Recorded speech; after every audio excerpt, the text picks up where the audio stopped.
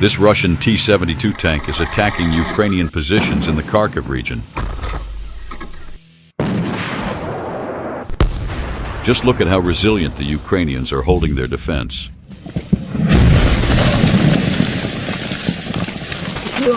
Shells are literally exploding 10 feet away from their positions. Not a lot of people can withstand such a barrage. The Russians have tried to break through this place before. The Ukrainians deploy a surveillance drone to identify who's firing at them. The tank is spotted and the drone follows it.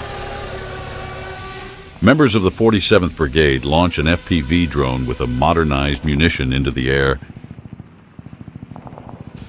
The tank crew notices the drone and tries to evade it, but the fate of this tank is already sealed.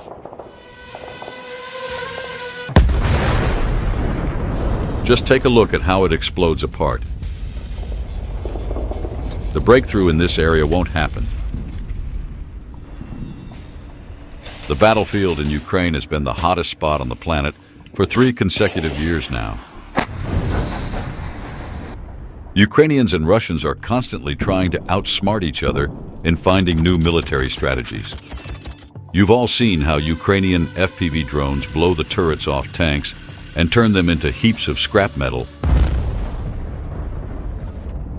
while the Russians have been trying to advance with their unusual turtle tanks, delivering infantry further under their armored shells than any APCs ever could. But as you can see in this video, the Ukrainians have found a way to deal with that too. Today we'll talk about the Russians' unconventional strategy, where they use rather unusual machines to break through Ukrainian defenses in cities. Check out this video. This unusual weapon, called the UR-77, has taken its position. The Russians use it to demolish cities before sending in their infantry to clear it out. But originally it wasn't designed for this purpose, and using it in urban areas causes massive, inhumane destruction. The Russians managed to fire the UR-77 before the Ukrainians even noticed the launch. Just look at the extensive damage it causes. Even though the Ukrainians couldn't stop the attack, they did spot the machine with a drone, relayed the coordinates to HIMARS, and took it out. The sheer power of the explosion shows just how destructive this machine's charges are. Why is the UR-77 so dangerous, and why do the Ukrainians try to hunt it down on the battlefield? I'll explain that later in this video. Let's get back to the battlefield. This Russian T-72 tank is rushing in for reinforcement. The Ukrainians spot it and launch a homemade drone armed with an anti-tank projectile. The drone hits right into the engine compartment. The tank crew, realizing more trouble is on the way, jump out of the moving tank. Take a look at its turret. The anti-drone electronic warfare system in the grill couldn't save this tank. Meanwhile, the FPV drone is already up in the air, guided by the operator, aiming at the weak spot beneath the turret.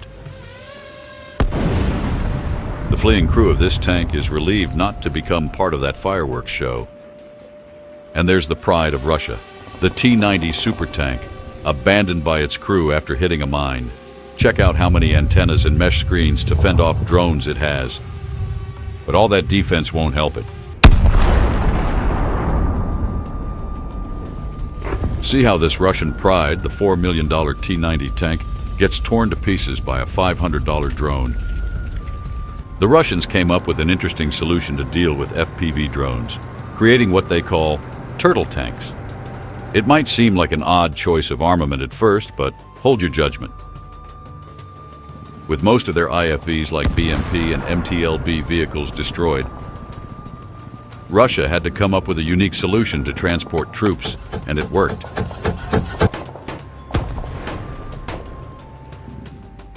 You've probably seen the video where a tank covered in thick metal sheets safely delivered infantry where regular armored vehicles would have been destroyed. The Russians realized it was a great solution for troop transport and protection against weak FPV drones and started improving the design. Take a look at this turtle. This T-72 moves across open fields which are typically mined. To protect the tank's undercarriage, they've attached a minesweeper. In this video, you can see a tank equipped with one of these minesweepers. It's also armored with metal sheets and an additional grille made of rebar. Combined with the minesweeper, it significantly increases its weight. The engine is pushed to its limit. You might notice, besides the minesweeper, an electromagnetic device is attached to the tank. It generates a magnetic field in front of the tank, triggering mine explosions 10 to 12 feet away.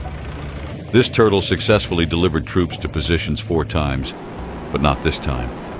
Here you can see real footage of this tank moving across the field packed with Ukrainian mines. Here, the turtle rolls over several mines. Look at those powerful explosions, metal fragments flying in all directions. The vehicle is immobilized. The driver abandons the tank and flees, and what's left of the tank will likely be destroyed. The Ukrainians aren't wasting any time either. They've upgraded their FPV with an even deadlier projectile that can crack open these turtles like walnuts. Check out this video. This turtle tank hits a mine and is completely immobilized. The upgraded FPV drone calmly approaches despite anti-drone radars. The new ammunition tears the Russian turtle tank apart. Russia and Ukraine are constantly searching for new strategies to achieve their goals. When Russian generals realize the Ukrainians are beginning a counterattack, they roll out some very dangerous and unusual weaponry.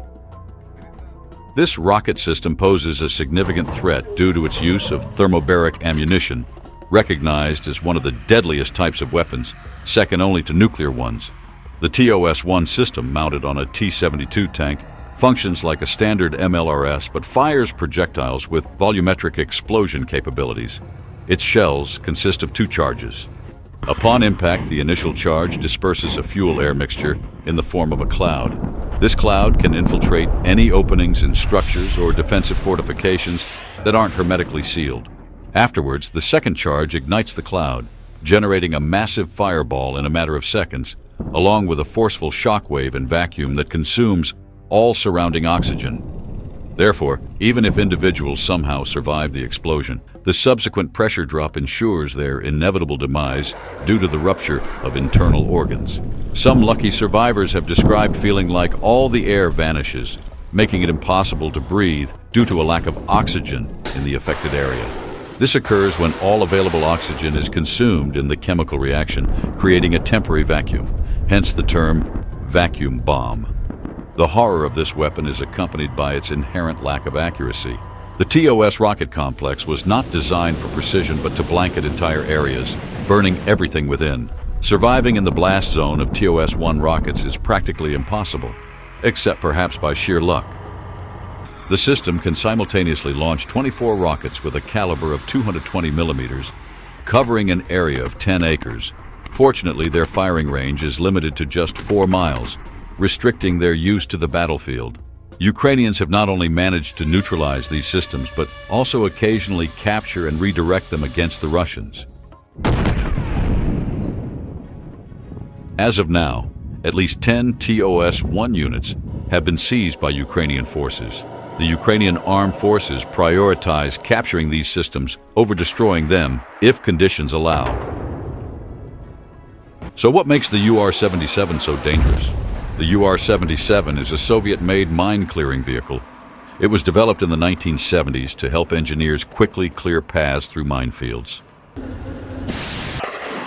That allows the armored forces to maintain their offensive momentum and overcome enemy defense lines more quickly. The UR-77 is built on the chassis of the MTLB, a versatile track transporter. Basically, the MTLB is the Russian version of the American M113. Take a look at its launcher and 2 line charges that are mounted on the roof. The demining charge, encased in a nylon shell, looks like a 300-foot fire hose filled with C4 explosive. This charge is neatly packed into a specialized bunker located at the rear of the delivery vehicle. Watch how special rockets are used to transport the charge over enemy minefields during flight. These rockets are launched from the UR-77 meteorite launcher, controlled by a special console. When they reach the end of the active part of their flight path, the rockets separate using a disconnection device. After that, a brake cable slows the charge's descent, ensuring precise placement. The UR-77 then backs up, straightening the charge line. An electrical impulse is sent through wires from the control console to detonate the charge. When it goes off, the entire demining charge explodes, causing any mines within the minefield to detonate as well. This blast clears a path for vehicles and infantry to move through enemy territory. The inhumane tactics of the Russian command are shocking. Here's a video showing the UR-77 being used in urban conditions. The Russians are using this weapon to wipe Ukrainian cities off the map, leaving nothing standing, just to advance through the scorched earth without facing resistance from the Ukrainian army. And that's exactly what Russia did. They used this machine at the beginning of the war during the assault on Mariupol and Bakhmut. In this war, both sides often repurpose weapons for purposes beyond their original design. The UR-77 is a widely utilized weapon holding significant importance for Russia, especially due to its strategic approach of employing massive tank attacks. Such tactics require clearing Ukrainian minefields, making the UR-77 a vital asset in this war. Fortunately, the number of UR-77s in Russia is limited, and they have a range of just 10 miles. Ukrainians are trying to neutralize this weapon before it can be deployed and ready to fire.